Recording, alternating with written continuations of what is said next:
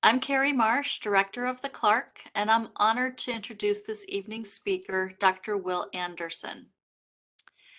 We'd like to begin this evening here in Mount Pleasant, where we are broadcasting from, and throughout Michigan, where many of you are watching from, by recognizing that these locations are part of the ancestral, traditional, and contemporary lands of the Anishinaabe peoples.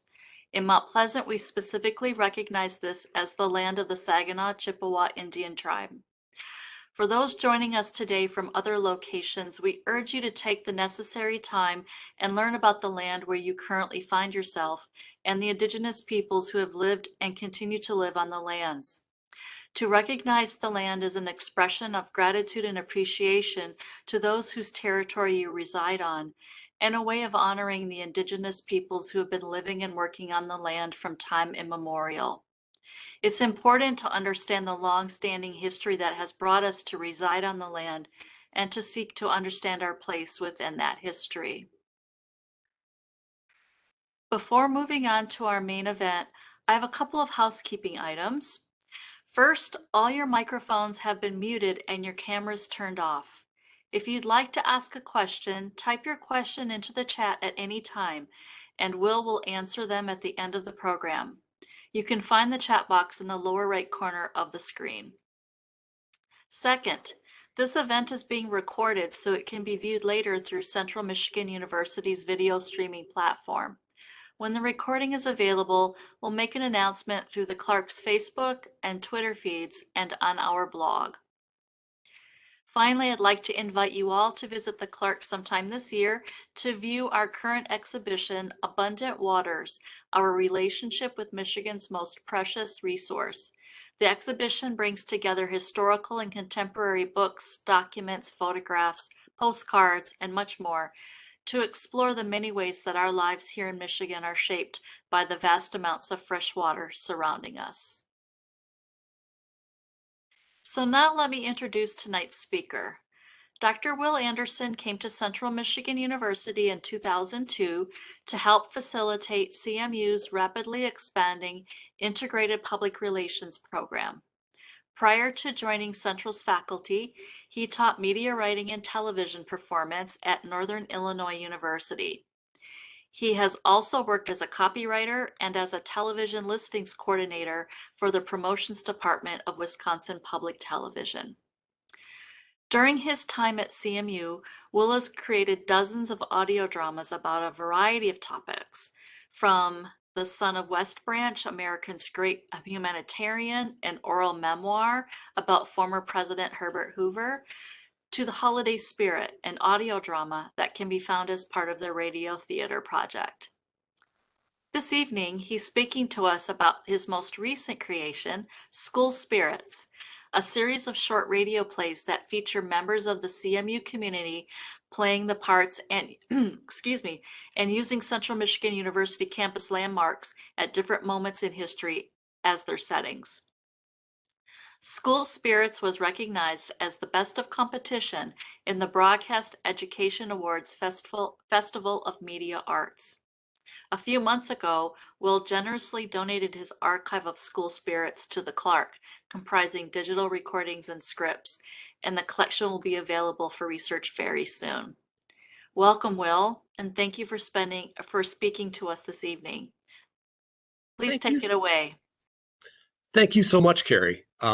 What a great introduction, and you took care of so many of the things that I was going to try and frame up and go, well, how does this go? And yeah, so I have the best job at CMU, I think, and it's really nice.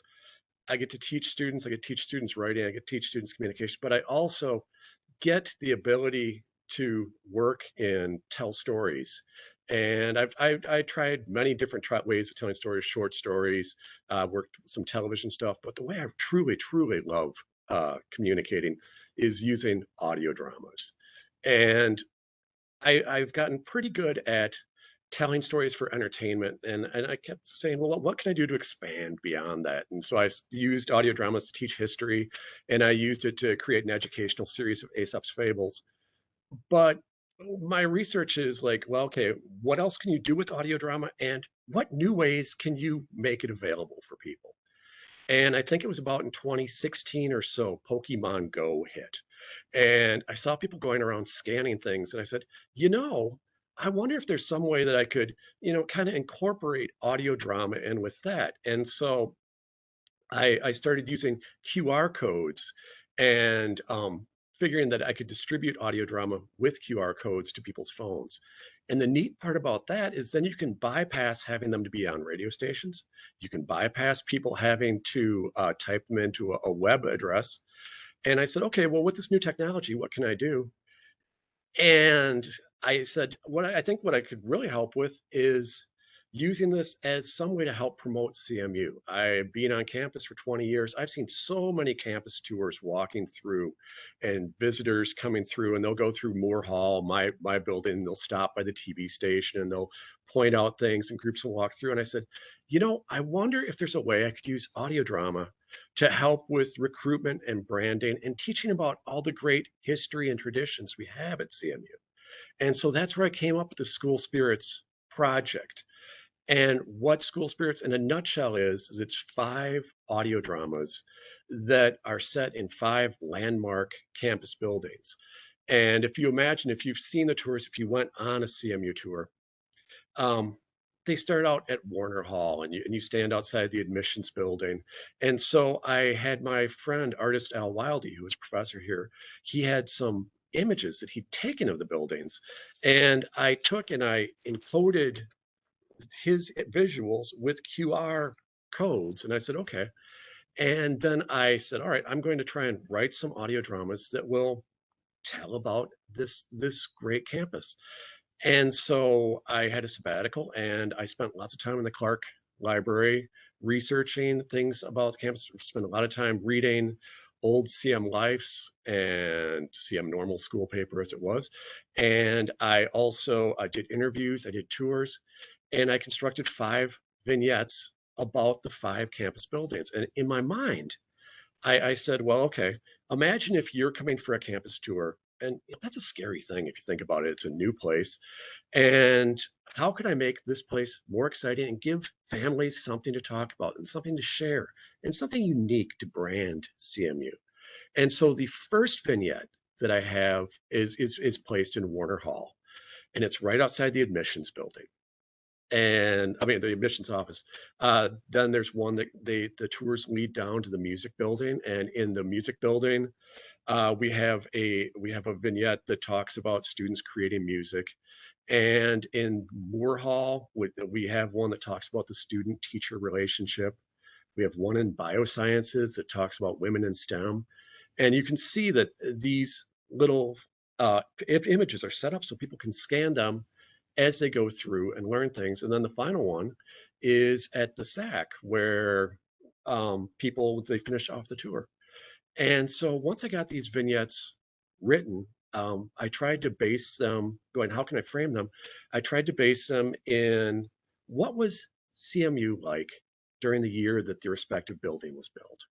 And so in the first vignette, Warner Hall, our main administration building, was built in 1928.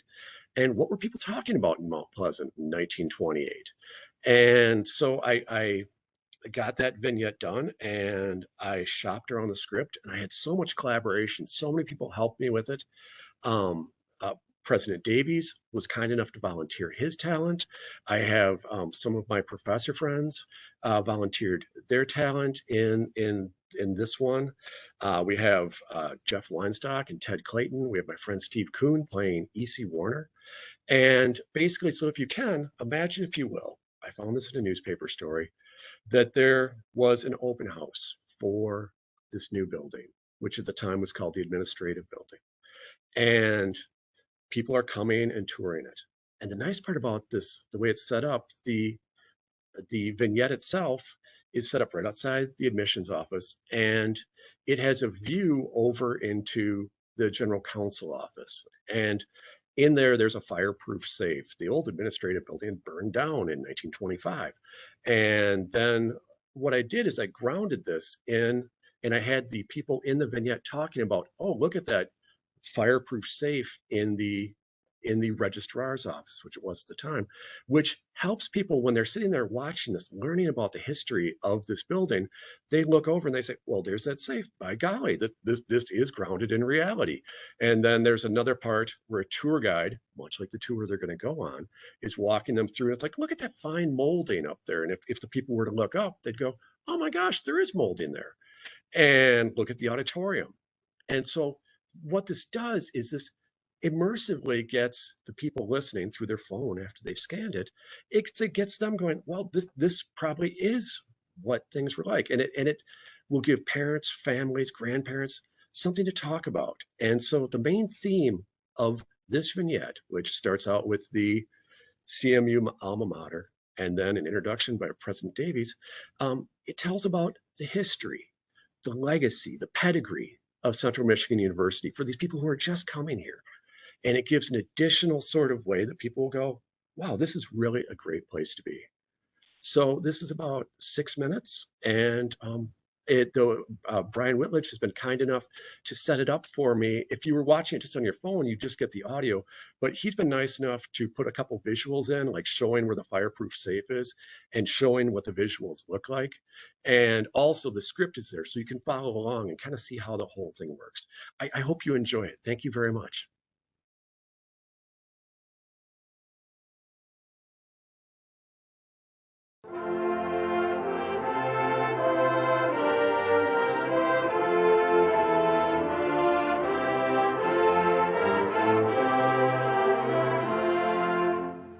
Hello, I'm Bob Davies, the 15th president of Central Michigan University, and thank you for trying something special.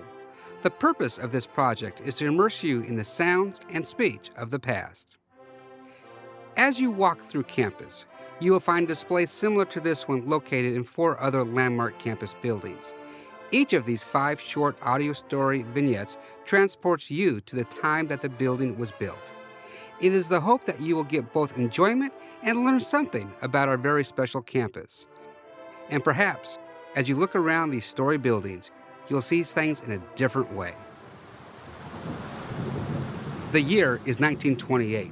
2 co-eds, Helen and Ruth, braved their way through the weather to be part of a group of students and faculty invited to tour this building, the crown jewel of what was then known as Central State Teachers College. Let's join them. It's raining caboodles, Ruth. Well, I guess we're just getting a jump on the April showers. With all this rain, we should get a bumper crop of May flowers this year, just in time for graduation. They sure will brighten up the campus. Remember what Professor Mackey says, "Hide not your lantern under a bushel basket. A bright light draweth the finest moths." Helen Perry, you can be downright wicked sometimes. You know he meant to say mines. If it wasn't for Tommy Rhodes whispering, sounds like a good way to burn your basket, Professor. Well, you have to admit he has amazing hearing for an old man. Speaking of amazing hearing, did I hear someone calling my name? How dare you eavesdrop on us, Tommy Rhodes? Eavesdrop? Nothing of the sort, fair gentles. I assume that we're all on our way to the same thing. Might I join you? I don't know, Ruth. What do you think? Should we let this moth flitter around the lights we cast? With 2 as bright as thou, how could I possibly resist? Oh, bosh. Anyhow, present company aside, have you thought about how lucky we are to get a tour of this majestic building? It'll make Central State Teachers College the pride of Michigan. Central State Teachers College is a school on the grow. I'll say, especially as they're predicting over 1,300 students this summer. How can Mount Pleasant handle that kind of crowd? Speaking of crowds, look at the line for the tour. Pardon us, please. Most certainly, sir. Thank you. Now, Professor Beto, as you were saying... Ruth, do you know who that was? Are you kidding me? Anyone who doesn't recognize President Warner doesn't deserve to go to Central State Teachers College. I understand he's going to be giving a few words this afternoon. Well, it will always be good old Central State Normal School to me. Nonsense. It's 1928 and a grand new building for a grand new name. Come on, slowpokes. The tour's starting. Let's catch it. And over there, note the fireproof vault installed under the directive of Registrar Barnes. That's a fantastic thing. I bet they sure wish they would have had that before the fire in the old administrative building. Bite your tongue, Ruth Stafford. Excuse me, ladies. As I was saying, if you look over there, you'll see the Gothic structure of the majestic stairwell. I echo the words of its architect A.L. Trout. While serving both the college and the auditorium, we hope that around it will cluster the happy memories and traditions of college days. Oh, look at the molding. It's beautiful. I see you noticed that. Let us move to the auditorium. It has been said that this, the finest public address system available, is able to project a whisper on the stage to the furthest corners of the room. Oh, the humanity. Imagine such power. To be certain, young lady, we are so proud of this building. It is going to be the pride of Michigan.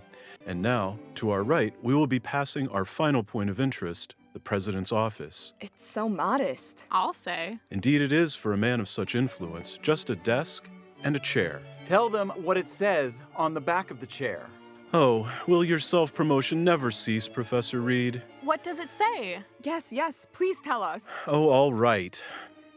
The chair, which was a gift from members of the faculty, which evidently includes a member of this tour. Hear, hear. That will be quite enough of that. It is adorned with a plaque that reads, "Presented to President E.C. Warrener, Central State Teachers College, Mount Pleasant, Michigan, by the faculty, in appreciation of 10 years of eminent educational leadership, 1928. Oh, that's our call. We need to start moving into the auditorium. President Warrener is about to start the dedication.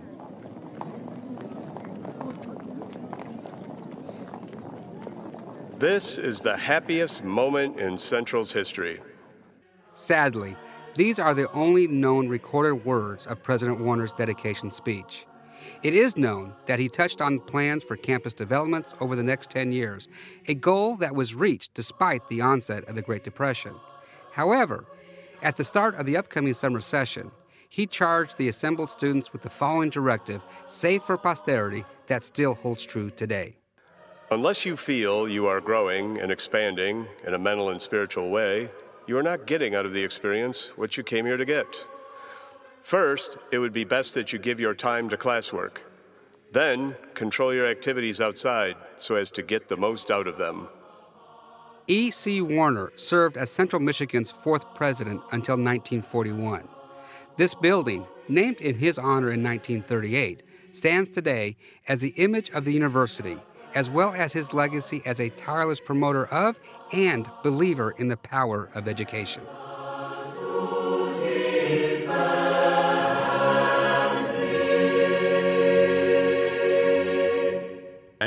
There we are.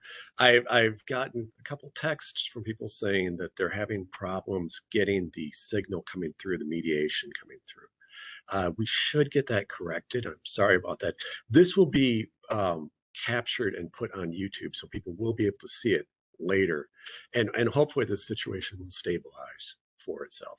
So that was Warner Hall, and I really like the way that works, and it helps establish things, and we get a good idea of how long and how much education is important and the tradition we have of it, which in my mind gets parents and students all framed up, showing that we have this here and we have a legacy of it, and we do a good job of doing that, and it's something that we hold so precious. The next vignette that I'm going to show is Moore Hall. And I'm going to skip to save for time. I'm going to skip over the music building, which shows women creating musical pieces. And then I'm going to go to Moore Hall. I have a very soft spot for this one because it's where I've spent almost 20 years teaching. And in this vignette, Moore Hall, which was built in 1969, first started having student classes in it in 1971. And so in this vignette, I make a special effort to frame for people the relationship that you will have with your professors at CMU. CMU is not MSU. CMU is not University of Michigan. Here, you know your professors. They know your name. It's such a critical sort of thing. It's not you have some teaching assistant or someone who comes in and does some research and walks out that you never see. You know, I pride myself in trying to get to know every student's name and a little bit about them, because it's just what I should do and what professors here do. And the relationship you have is so special.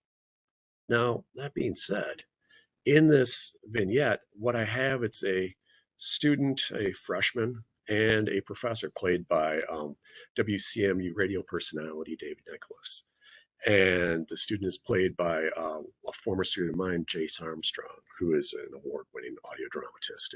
It's nice how I found these people to work with. And I said, would you consider doing this? And I was like, sure, I would. And it was great. In this situation, Jace is playing a freshman in a class. And I think it's critical for all of us to remember, and I try and stay with this, that freshmen are so young. They're 8 weeks out of high school. College is a big deal. It's the first time they've gone. And so in this vignette, we have this student who's saying, I don't quite understand all the stuff that's going on. And the professor sits there and kind of frames things in a very, kindly sort of way of, well, did you read the syllabus? Oh, was I supposed to do that? And how are you going to learn, and trying to frame what school is. So often people think that they come to school and the knowledge will get forced into them, whereas I really frame that the purpose of being here is to give you an opportunity to learn and to establish and get parents and students, get everyone, well, potential students, all on the same wavelengths for that. And it includes one of the favorite lines that I took away from my undergraduate years of I had a professor who was very impactful for me, who said, the purpose of a liberal arts education is not to make a living, but to make a life. And the stuff you get exposed to is so transformative here. You don't know what you're going to do. Dick Enberg, he came here to play basketball. He's one of our most famous CMU alumnuses. And, it launched a broadcasting career for him. You don't know until you're exposed. And that's the beauty of the university, that it's a place where people know everything, or they know someone who is an expert in things. And so I in this one, I try to emphasize these sort of issues. And I'm really happy with this one. And I think it does a good job of saying, this is what you can get out of coming here. So this one is about 7 minutes long, and I hope you enjoy it. Moore Hall, 1971.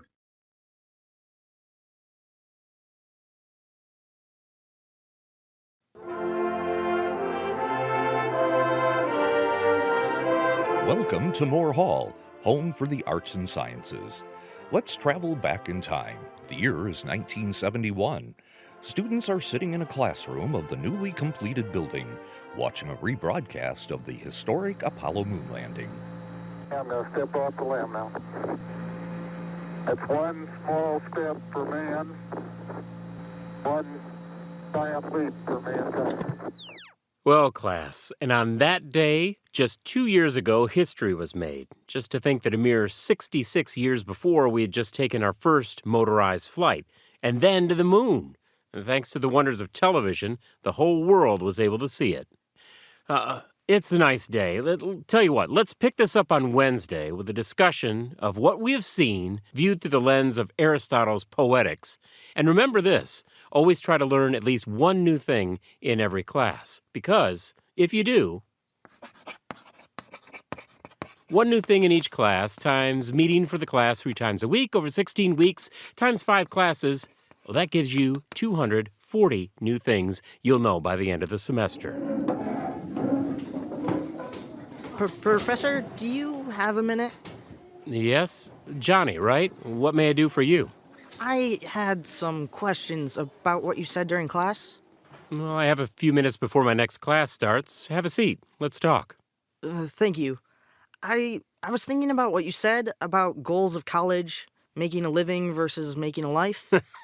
I wish I'd come up with that one myself. Rather, it was one of the most influential things that a professor said in a class when I was about your age. I guess I was wondering, 5 months ago I was in high school. I don't have any idea what I want to do for the rest of my life. Instead of looking at that and all the weight of forever, let's just look at trying to get the right now under control. Yeah, okay, that seems smart. Look, I could tell you what I think you're good at.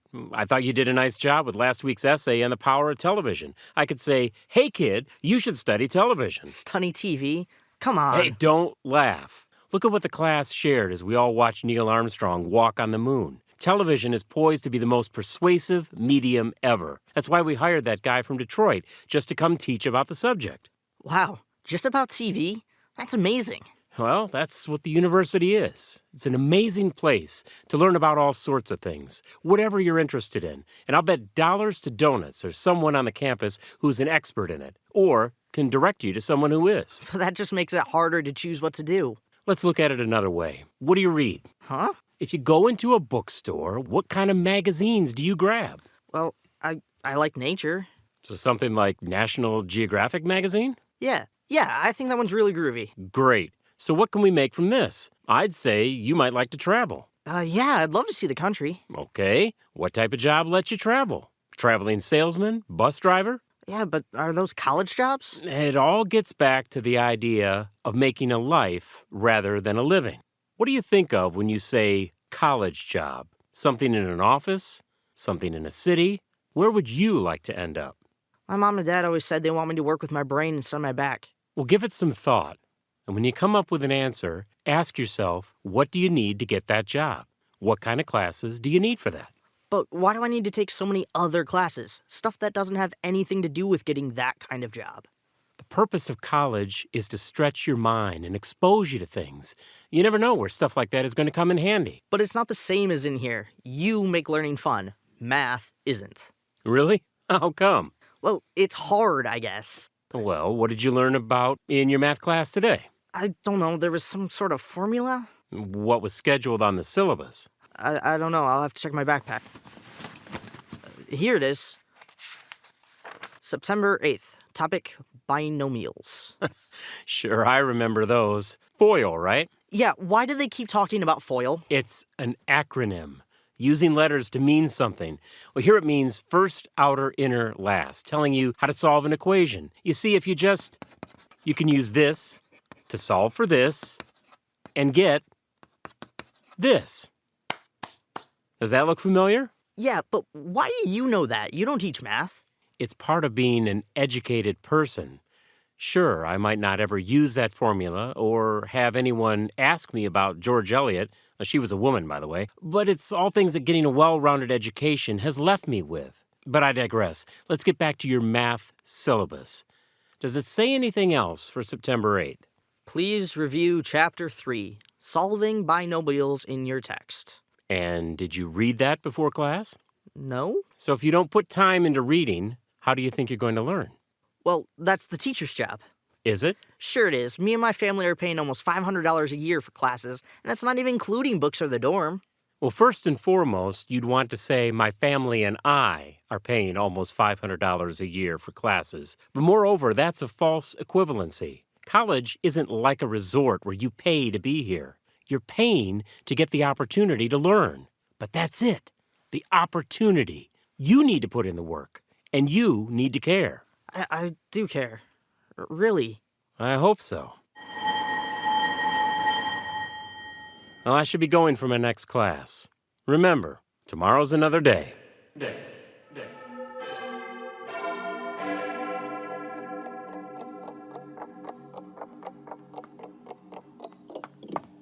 Yes, Jordan, it all happened in that very classroom right there.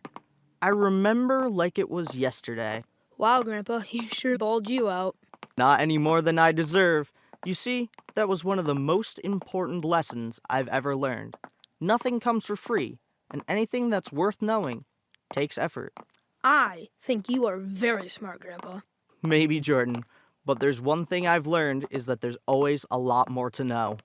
Hey, Grandpa, did people really study TV? Oh, yes. Your mom couldn't get enough of it when she was a little girl.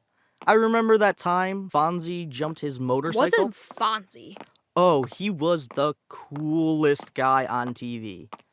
One time, while they were at Arnold's, that was this restaurant, someone dared him to jump his motorcycle over a bunch of buses. Is that where they came up with jumping the shark? No, actually, that was a couple seasons later.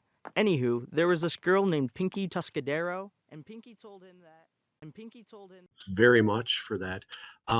I've been asked again to remind people that apparently there's some lag issues going on, and I appreciate you sticking with this. There will be a packaged version of this put on YouTube available that will have all the videos in. This next vignette that I'm going to show is for the biosciences building. The biosciences building was built in 2016. It was a $95 million building, state of the art, designed to get us to be the leader in biological sciences. It's just a beautiful building. And I think this is my favorite vignette of the series. This is, I believe, the last one I wrote. The one about the sack comes afterwards. But this one is really fun because whereas I'm trying to have people talk in the dialect of the time, we had, Johnny in the 1971 say that's really groovy, and the girls going, it's raining caboodles, Ruth, and all that sort of stuff. In this one, I was able to capitalize on. I had in 2015, 2016, I had a senior in high school. So I was somewhat steeped in all the slang that the cool kids were using.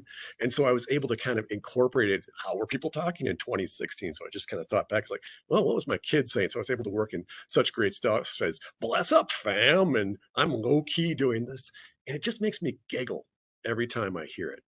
The point of this vignette is its design in trying to help encourage the normalization of women in STEM. And I have these three young women who are studying across from the large aquarium. If you've ever been through the biosciences building, it is just gorgeous. And there's a huge, probably 30-foot long aquarium, and there's a beautiful study area across from it. And I was able to say, I'd like to put this vignette up there across from that. And they said, okay. And it's like, wow, this is excellent. And so the way I picture it, I see these three women studying across from this aquarium. And it has a real soft spot for me because for the first 6 years of my teaching when I was at Northern Illinois University, I was teaching about audio drama. And I had something where if I play audio drama and you turn the lights off, 3 or 4 kids would, well, they'd be focusing and have their eyes shut, and they'd drop off. And I said, well, I got to do something about this to keep it from happening. And I came up with this. I found this thing right here, a VCR tape called Video Aquarium. Kids love it. And I would play that at the same time when I was running the audio drama. And it actually worked pretty well. It gave students something to focus on, and they'd watch it. And to be honest, there was one fish in the corner right there. If someone was not paying attention, that's my favorite fish right there. He has a good attitude. And so I was able to work that back in again.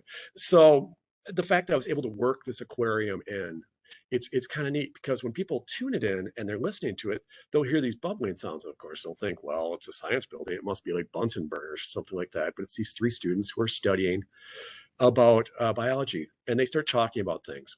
And then doing something that I hadn't done in audio drama before, I break the fourth wall, and I have them come and say, Gene, I'm not sure about this. And all of a sudden, my friend Ken McDonald comes in, and he phoned in his lines, and he goes, oh, what do you mean? And it's all of a sudden, it's these three actors or young women actors talking to Gene, the marketing person. And they're going, this doesn't really sound like the things that we are in this program for. We get this out of the biology program, and we get this out of the biology program. We get this out of it. And Gene, the marketing person, says, well, wow, that's great. Let me type all this down. This is gold. And then one of the girls goes, I believe you mean maroon and gold. And so we break character. But what that does in such a beautiful way is I envision it, people listening to it. And as you notice, these are getting shorter.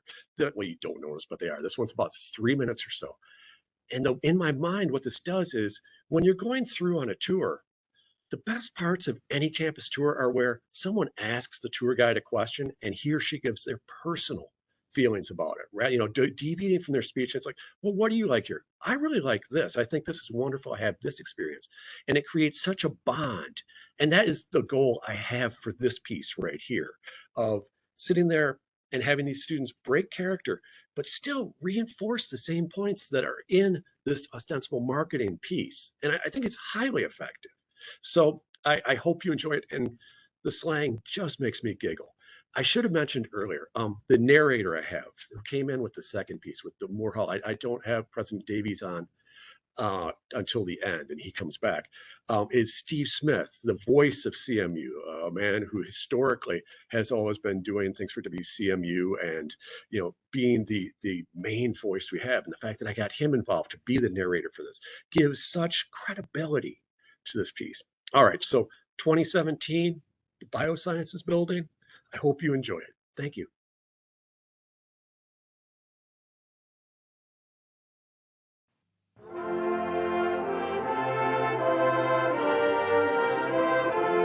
Submitted for your approval, the Biosciences Building.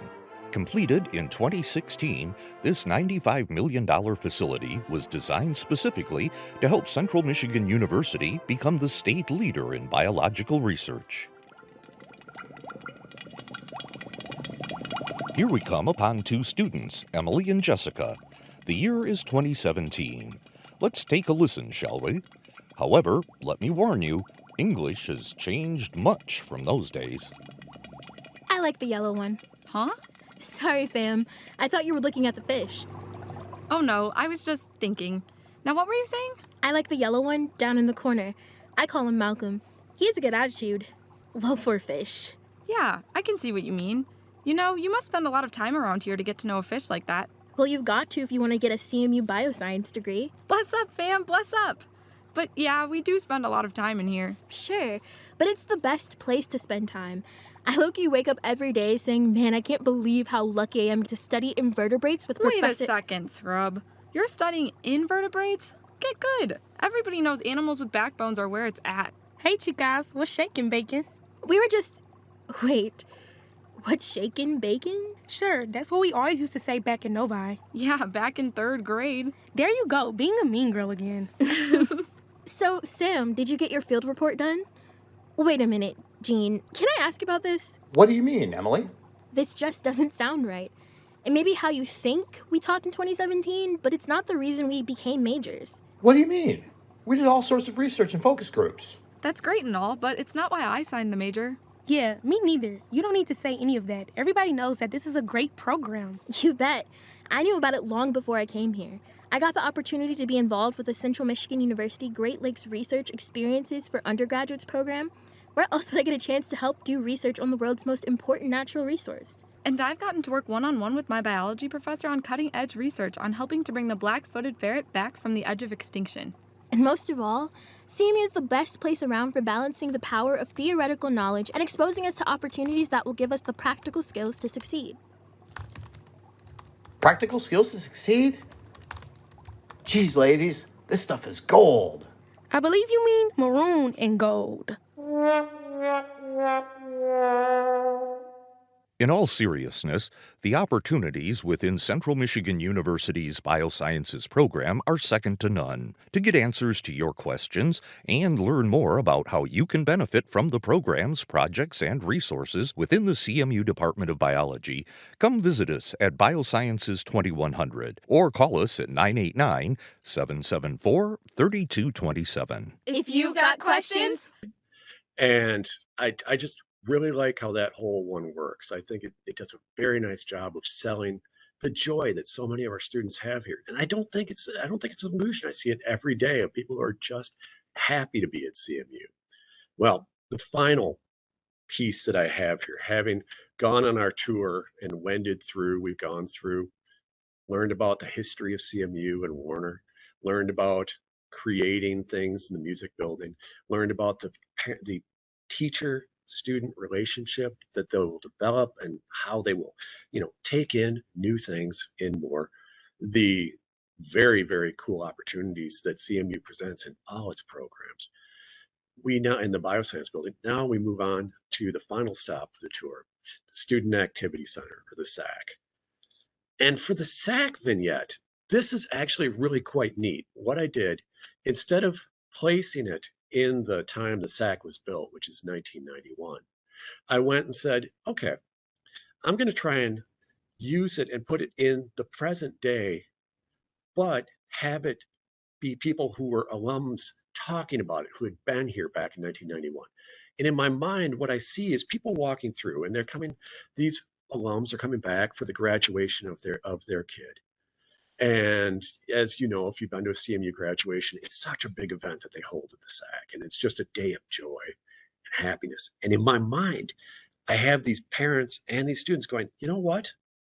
In this transformative time of walking through, we can do this. You can do this. And this helps show from the transition of being with learning and everything down to you could have this in this period of time. It really does a nice job of encapsulating the joy and things that CMU has to offer. And what's really cool about this vignette is I was able to go out and reach out to a bunch of famous alums, people who are in the media, people who I've liked working with before, people who are gone. And what I did is I said, hey, do me a favor. I want to try something different. The other vignettes, when we did them, I had President Davies come into the studio and read his lines. And I had actors come in and read their lines, and we recorded them. But with this one, I said, I'm going to try something new. And I contacted all these alums that I wanted to work with and said, hey, would you just record these lines and send them to me with your iPhone or whatever? And then we tried cobbling them together like a quilt almost, taking the lines and putting them together to make it sound like a conversation. And it's really neat in such the way this happened. When I was recording School Spirits, it was in 2020. We finished doing the biosciences skit, I think, on March 13th, 2020.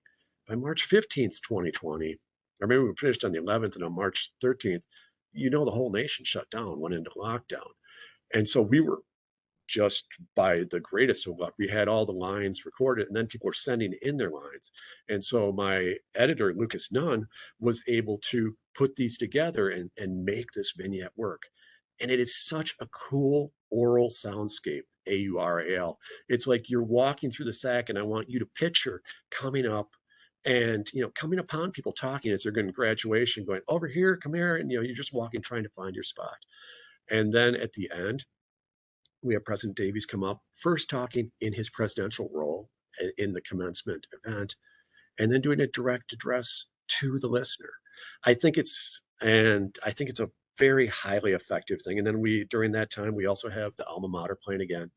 And we have one of my favorite bits, a little one-off that some of the students doing the music vignette did. They harmonized I said, can you harmonize something about CMU? And they said, CMU, we love you forever.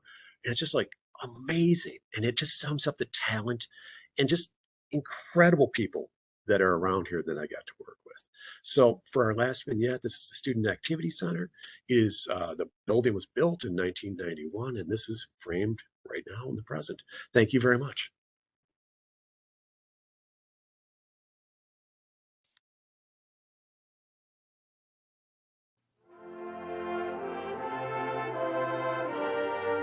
Welcome to the Student Activity Center, or as it's commonly known on campus, the SAC. Completed in 1991, the SAC is one of CMU's most popular buildings, serving students, staff, and the Mount Pleasant community. A multi-use center designed to exercise both the mind and the body that's open year-round, it's also the home for the happiest times on CMU's campus, commencement and celebration of the completion of academic achievement. It's a beautiful spring day.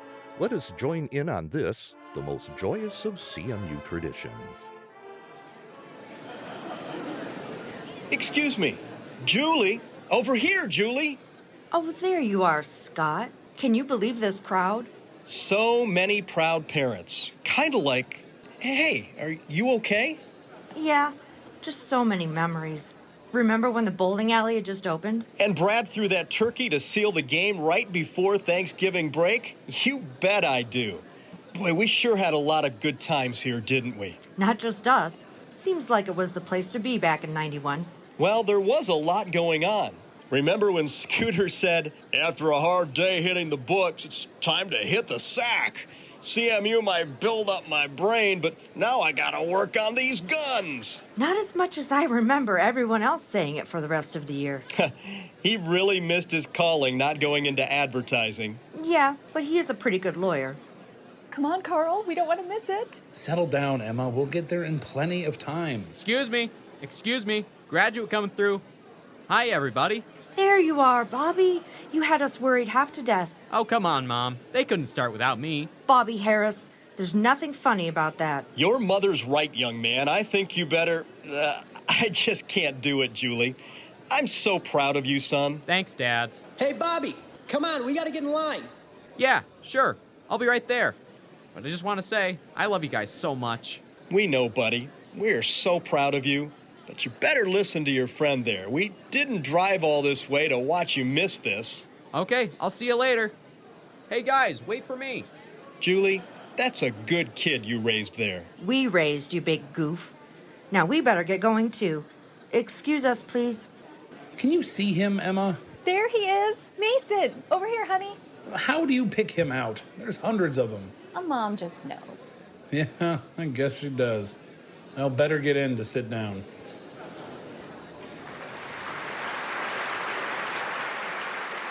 At Central Michigan University, we make leaders. And we make scholars.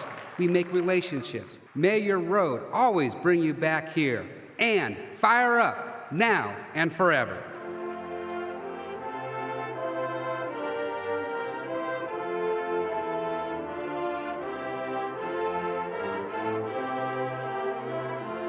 Hi, I'm Bob Davies. As the 15th president of Central Michigan University, I am honored to see every day the great things that happen here on our world-class campus. Make Central Michigan University part of your life. Oh, CMU. Oh, CMU. We love you forever. It would be blatantly unfair if I did not give credit to my favorite line, I think, in the whole production to my daughter, Eva, with the, CMU might build up my brain, but now I got to go work on these guns. She said that one day, and it just made me laugh so much. And so I just took that, and every time I hear that, it's like, yeah, that's a good line. So that's the School Spirits Project. And it's the way I see it, it does so many cool things of branding CMU as such a unique community and such a unique place. And I think it really has the potential to be a very cool sort of Easter egg that people talk about, something that will get parents talking about. It's like, oh, I remember back when I was listening to radio drama, grandparents talking about it.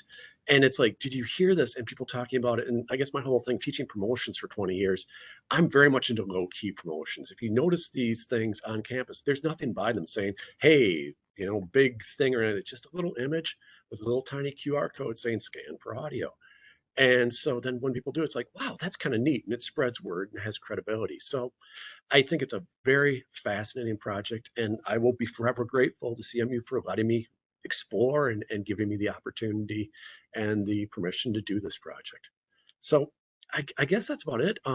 I will open up. Brian has posted these vignettes for you on the website. There's a link to them if you wish to hear them otherwise, but they are indeed best if you come through on campus and hear them through your phone. I have them mixed specially so they sound really good coming out of a cell phone. But I did some psychoacoustic work on that, and there's a lot of little things on that.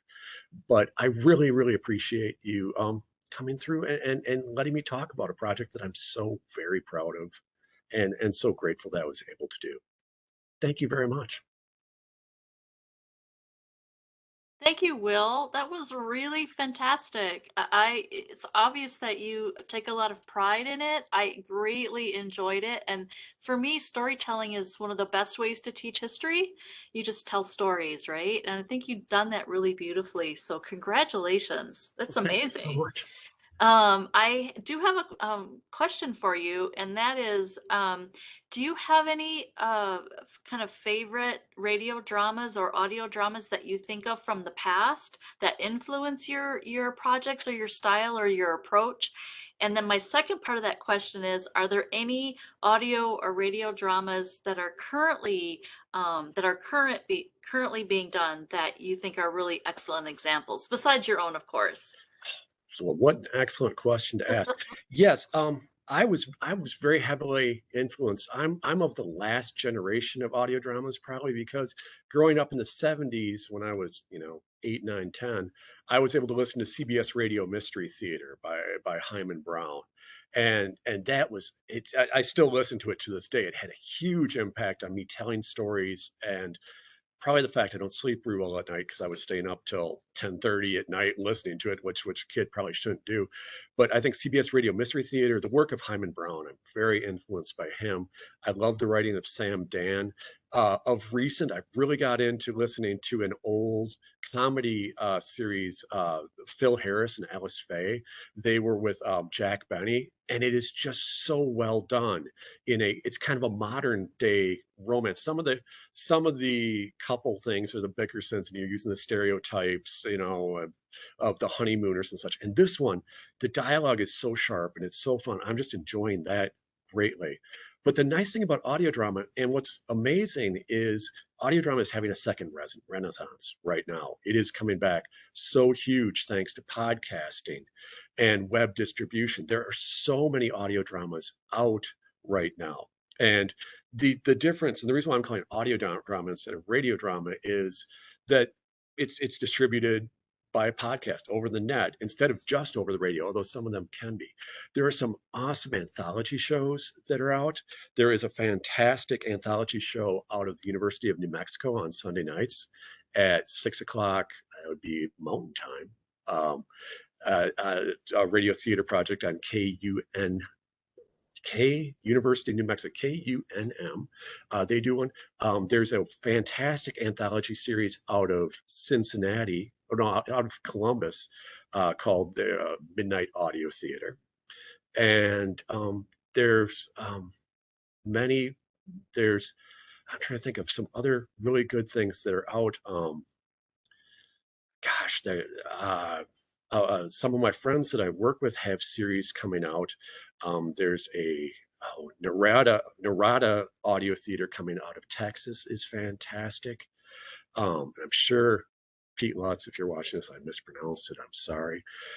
But then there's Welcome to Night Vale. That's the big one that people talk about that's out. And people talk about serial too. But the beautiful thing about audio drama is the barriers of entry are low enough that so many people are getting they're doing it. And actually, tomorrow I'm starting to teach a class for 5th to 8th graders over at the STEM Center for Excellence. And I'm going to teach them how to do audio drama. And I'm just so very excited about that. That sounds amazing. Thank you so much. We have a few other questions. So how would you suggest other schools could apply the same project idea to their own campuses? Wow, I would. Ideally, it's my hope that I could work with other schools to do this. I think that the secret would be figure out what your points of pride are, figure out how you want to do this.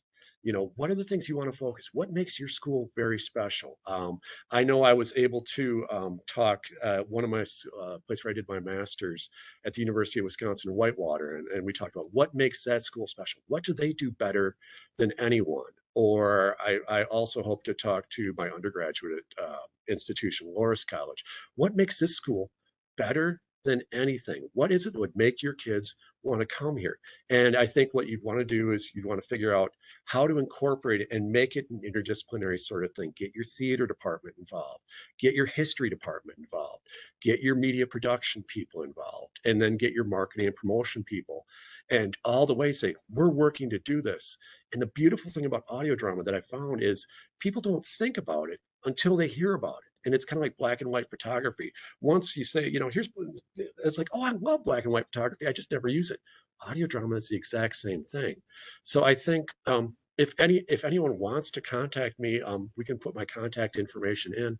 My life's work is proliferating audio drama and trying to get as many people as possible doing it. So I'm more than happy to help and consult for anyone who's interested. I love how you connect kind of the specialness of the site, of the place, with memories and stories. I think that's probably the most successful aspect, at least for me personally, about your project. Well, and that's what I think is great about this project, 'cause it's more a word of mouth thing. Right. I've had it broadcast, and even in this format where it's coming out, it loses some of the intimacy of did you see that? You got to scan that. It's kind of neat. Kind of like, I don't know if you remember geocaching, where people were talking about that. I kind of got that too. It's like, you know what, people going around and finding these little things and leaving these little Easter egg treasures. It's the same sort of thing. This is unique to CMU. And people go, oh, I heard about that. Yeah, it started here. And not to take my role in it, because I just basically said, I wonder if I could do this. Would you help me? And I went around asking all these people. I remember the day President Davies, I ran into him. I was talking down at WCMU, and he goes, yeah, I'll do it. And once he got on board, everybody else said, well, if he's doing it, I guess I'm in too. And it just kind of snowballed. Sure. And, you know, and I think everyone got it's a very positive win-win-win sort of project. Sure.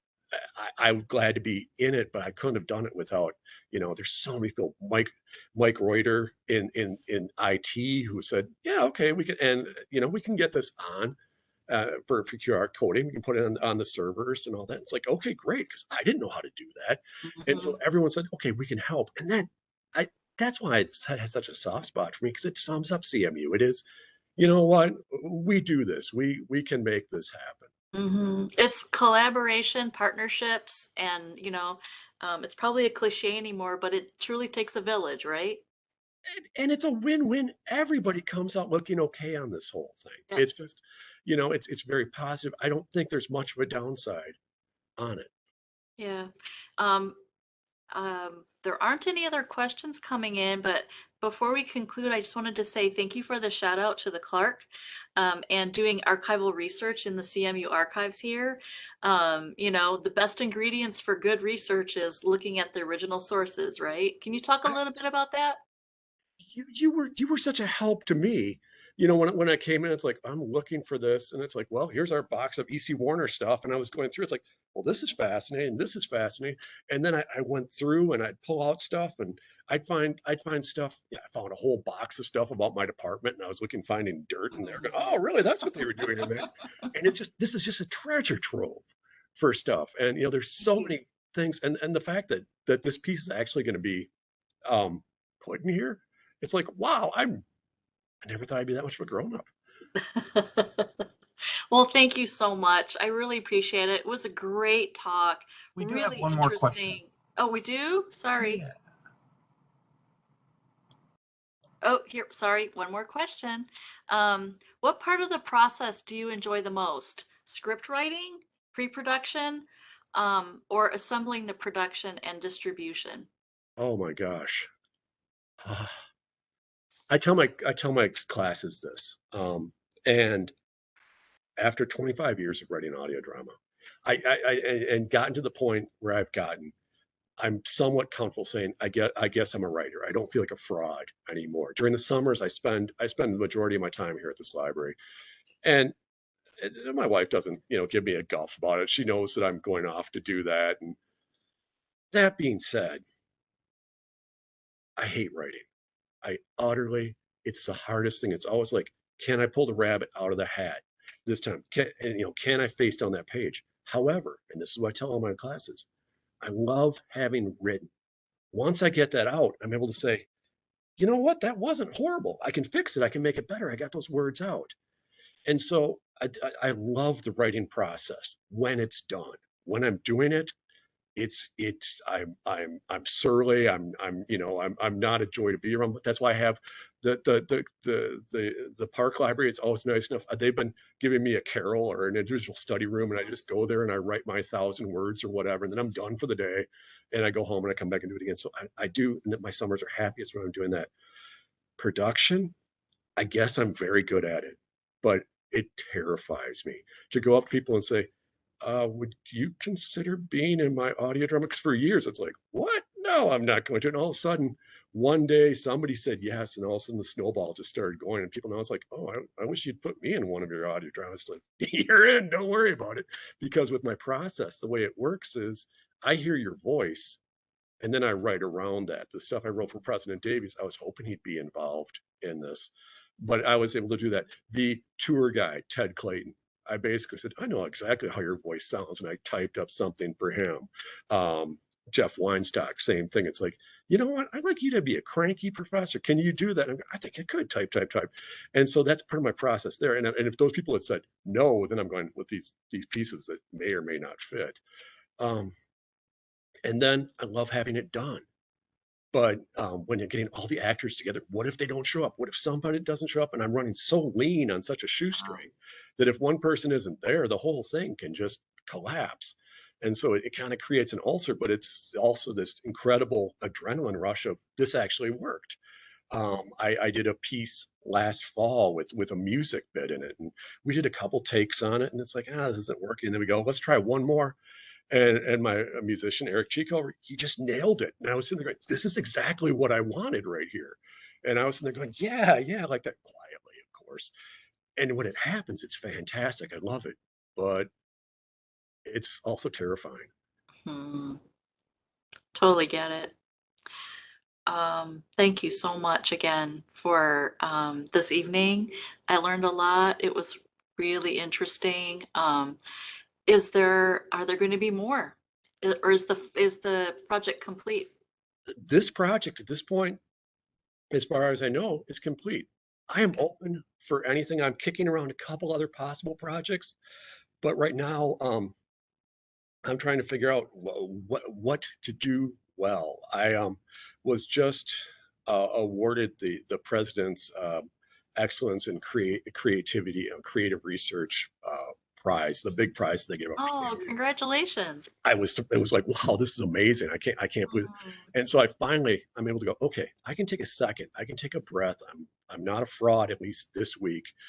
And I can figure out what can I do next? And everything that I do, it's like, all right, I accomplished this. Now how can I push the scaffolding out a little bit farther to do things? I really like the idea of using audio drama to teach. I liked using it to help.